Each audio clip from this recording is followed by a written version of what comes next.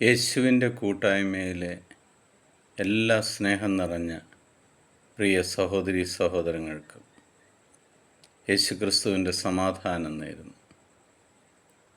പുതിയൊരു പ്രഭാതത്തിൽ നമ്മൾ ദൈവത്തോടു കൂടി ആയിരിക്കുവാൻ ദൈവവചനം കണ്ടുകൊണ്ടും ദൈവവചനം വായിച്ചുകൊണ്ടും ആ വചനം കേട്ടുകൊണ്ടും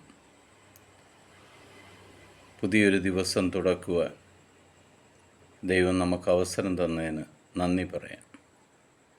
ഇന്ന് നമ്മൾ ശ്രവിക്കുന്ന തിരുവചന ഭാഗം സുഭാഷിതങ്ങളുടെ പുസ്തകം 19-ാം അധ്യായം 17-ാം തിരുവചനം.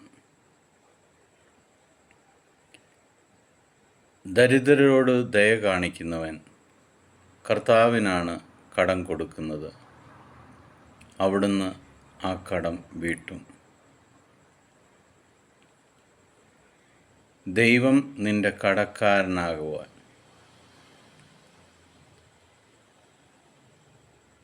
ദൈവമായ കർത്താവ് മനുഷ്യനെ സൃഷ്ടിച്ചിട്ട് ആ മനുഷ്യൻ്റെ കടക്കാരനാകുന്ന ഒരു സമയമാണ് ഒരു വ്യക്തി ദരിദ്രനോട് ദയ കാണിക്കുമ്പോൾ. ആ ദരിദ്രന് നമ്മൾ എന്തെല്ലാം കൊടുത്തുവോ അതെല്ലാം ദൈവം നമുക്ക് തന്നു വീട്ടിക്കൊള്ളും. പ്രിയ സഹോദരി സഹോദരങ്ങളെ, മറ്റുള്ളവരോട് ദയ കാണിക്കുമ്പോൾ കർത്താവിനാണ് നിങ്ങൾ കടം കൊടുക്കുന്നത് എന്ന് ഓർക്കുക. ദൈവം നിന്റെ കടക്കാരനായി മാറുന്ന ഒരവസരമാണിത്.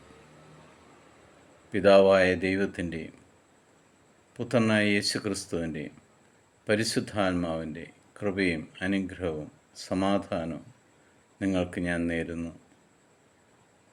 ദൈവത്തെ നിൻ്റെ കടക്കാരനാക്കി മാറ്റുക.